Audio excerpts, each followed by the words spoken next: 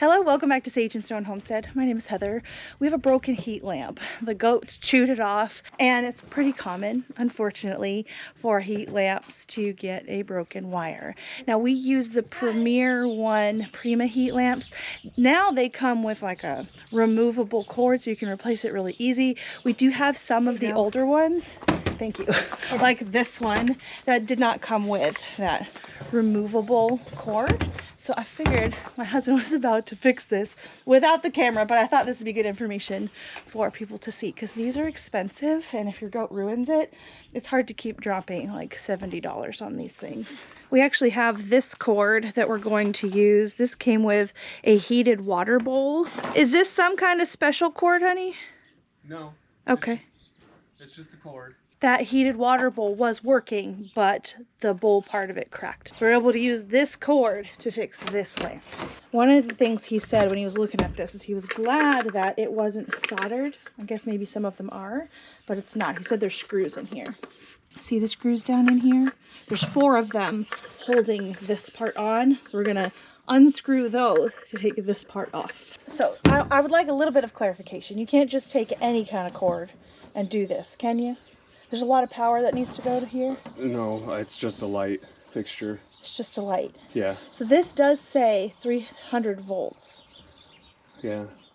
Do they all carry the same voltage? Like if you had a floor lamp in your house, could it also work? So this is 18 gauge, which is fairly thin. You would probably just want an exterior rated cord. Like I wouldn't take one of those little flat white extension cords. Okay. I would use something that's rated for outdoors. So like an old extension cord that maybe has a fray in it somewhere. Okay. And then these are the old screws that came out of it that are very rusted and stripped. Okay. And I have some screws in my electrical just overflow extra parts kit. And to see if it's the same thread, you can line the threads up, and I don't know if you'll be able to see it in there, but if it was a different thread pattern, it would not interlock like that. Okay. And it's the quickest way to verify that you have the right size machine screw. And then, because we need them short, many wire strippers come equipped with these 2 common size holes that you thread it in, and then I need it as short as it can be.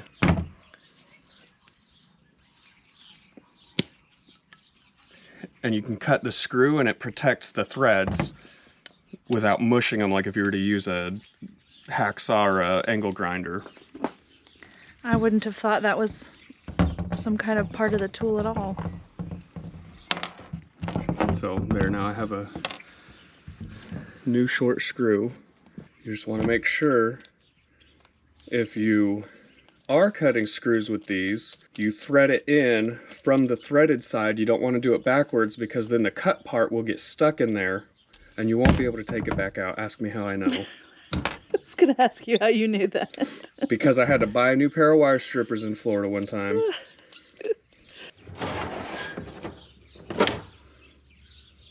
And this is 18 gauge, so we'll come in here. Oh, these need WD-40 bad.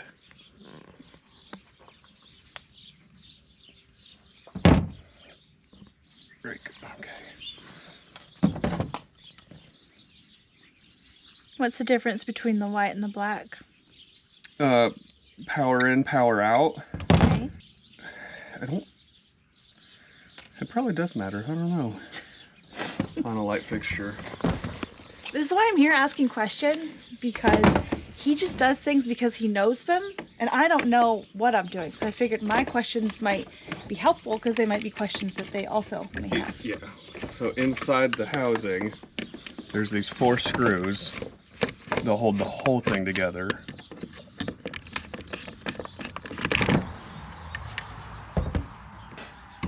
And that also frees this.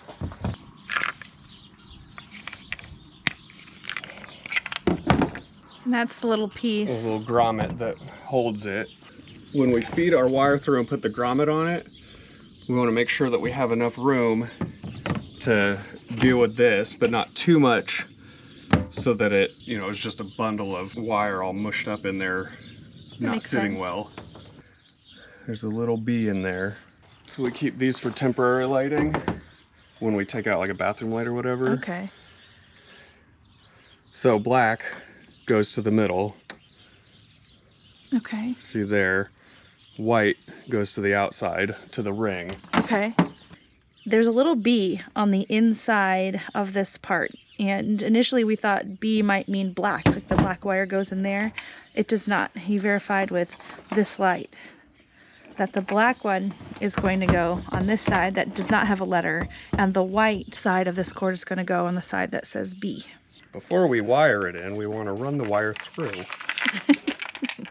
When you tighten your screw, it goes this way, it goes clockwise to tighten. You want your wire to follow it clockwise, the loop to go clockwise, so that as you tighten it pulls the wires in instead of pushing them out.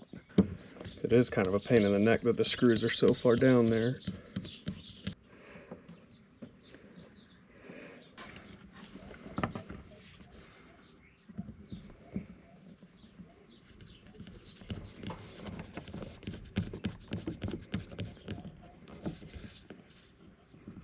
Now, before I put the grommet in, I'm going to plug it in and stick the light bulb in and test it. Okay, I was wondering if we were going to do that.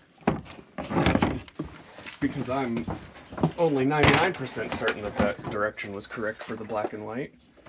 Wow! It worked! That's good. But yeah, just that simple. And the grommet goes on like this. Could we do that again? Hold on.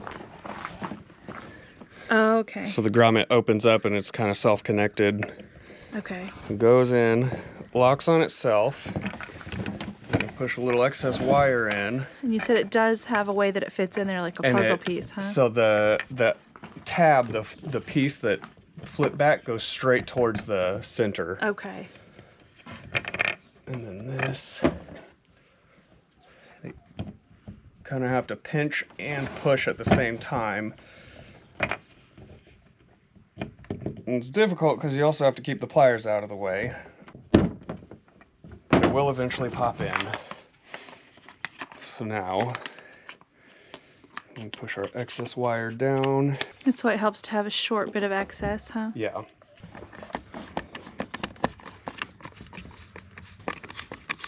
And then it's just a matter of tightening the screws in, putting a bulb in, and hanging it back up.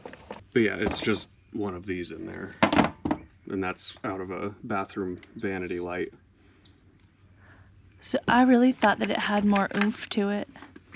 It's just the bulb that has the power? Yeah. And it doesn't draw more than that plug, a regular 10. Right. It doesn't require more than what a regular plug will put out. You forgot your bulb. Oh no. It's not a heat bulb. I didn't Oh, think I've you'd got want it in one. there. Ta-da. Thank you. Welcome. Way better than a new $100 light. I know. It was $100 when I first bought them. I think they're $70 now, but I don't know anymore.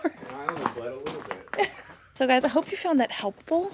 A lot of times we have random things lying around, and usually there's not too much difference between the two different things. You can sort of poach from one to fix another.